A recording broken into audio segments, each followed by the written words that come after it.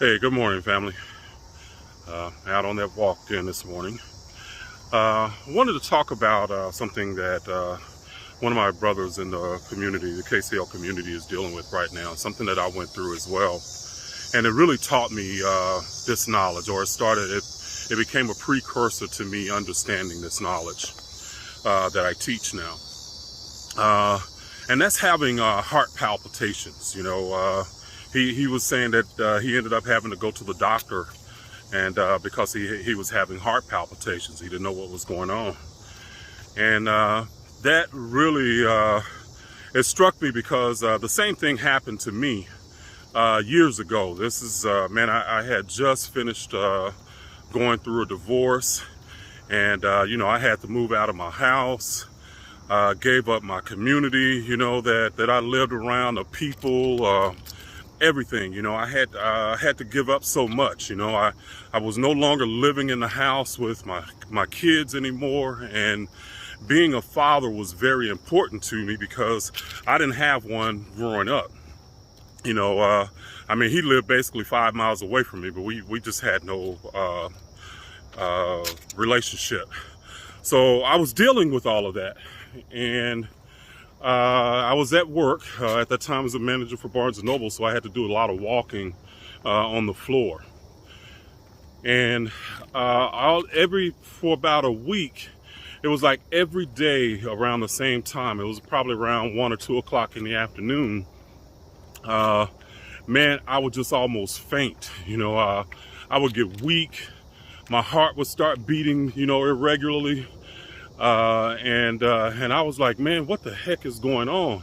Because that's not something that I was used to. I was a former athlete, and played basketball for years in high school and college, and grew up playing basketball. So I was very attuned to my body. And so when something was off, I knew it. I knew it immediately, so that when that started to happening, I was like, man, this is not right. I need to go to the doctor, because I knew something serious was happening, So I went to the doctor, and the doctor, they did some tests and everything, and the test came back, there was nothing really physically wrong. So the doctor then said, probably what you're dealing with is anxiety and depression, And as soon as the doctor said that, I was like, you know what? That you're right. I have been depressed. I've been feeling, just bad about all the things that were happening in my life. So this is what, at that time, I had not started the journey in learning the knowledge and information that I now teach, But the reason I started to teach this knowledge is because it confirmed things that I knew, okay? Things that I hadn't studied, but I just deep down, I just knew. They were just a part of me. And that day, that doctor said, what I can do is prescribe some Xanax for you, or some other kind of mental pill. I think it was Valium or something. I can't remember what it was, but I know Xanax was it. I just remember that name. And I was like, no, I'm not getting on any meds for this. And I looked that doctor in the eye, and at that time I still had a Christian frame, but I looked that doctor in the eye, and I said, you know what, doc? I said, I don't need any pills. I said, me and God is in control of my attitude, And the doctor was, like, well, okay. I walked out of that office, and after that day, I never had another heart palpitation, And right then, that taught me, looking back on it now, that taught me how my mind and my body were connected. And I guess I was thinking back, once I was thinking about this, that story, I was wondering, how did I make that connection? And it was simple. I realized that as an athlete, we knew, and anybody that has ever been an athlete knows how the mind and body is connected, because we usually try to psych ourselves up before a game, because we know if we were in a certain mood, a certain state of mind, our game would be higher. We could raise our game to a whole nother level. So dealing with that and thinking about that, I realized how, the mind does have dominion really over the body.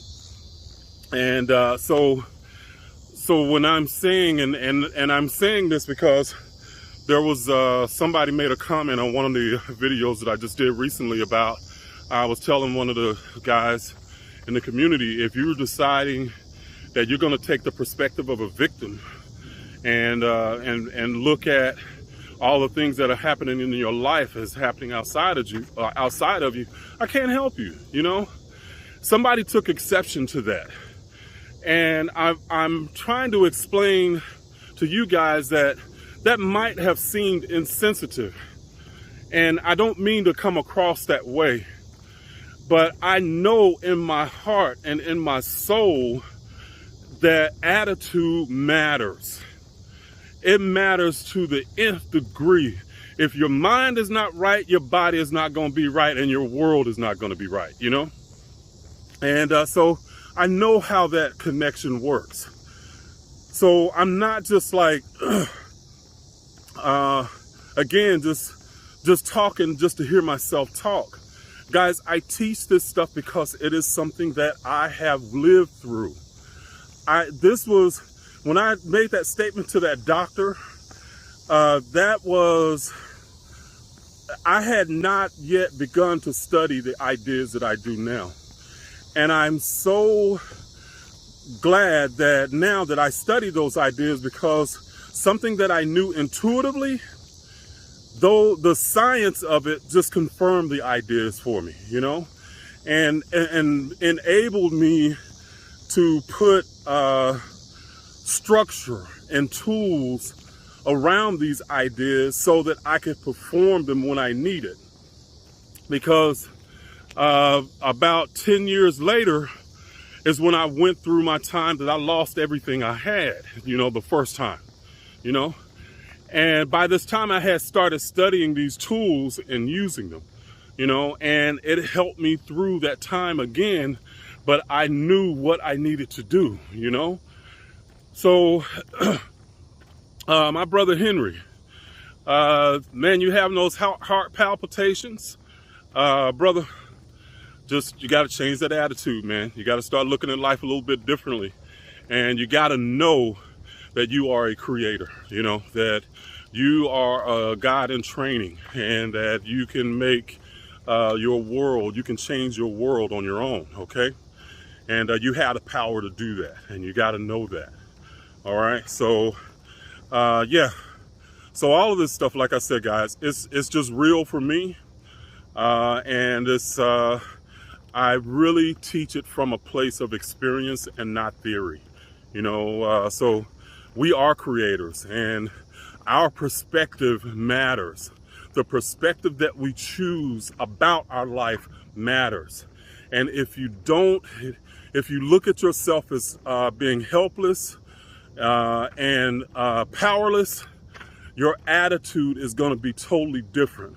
And again, my athletes, we know this, because if we looked at ourselves as helpless against our opponent, and think about that, our opponent, our opposition, we had to rise against our opposition, in order to overcome it. In this case, it might be a team or a particular player.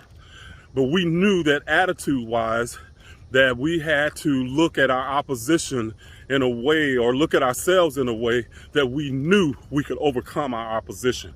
Life is no different, So this is training that those times mirror life. Understand that, and understand your power. All right, this is Reginald Kuakaru. I'm signing off, and y'all have a great day. All right, bye.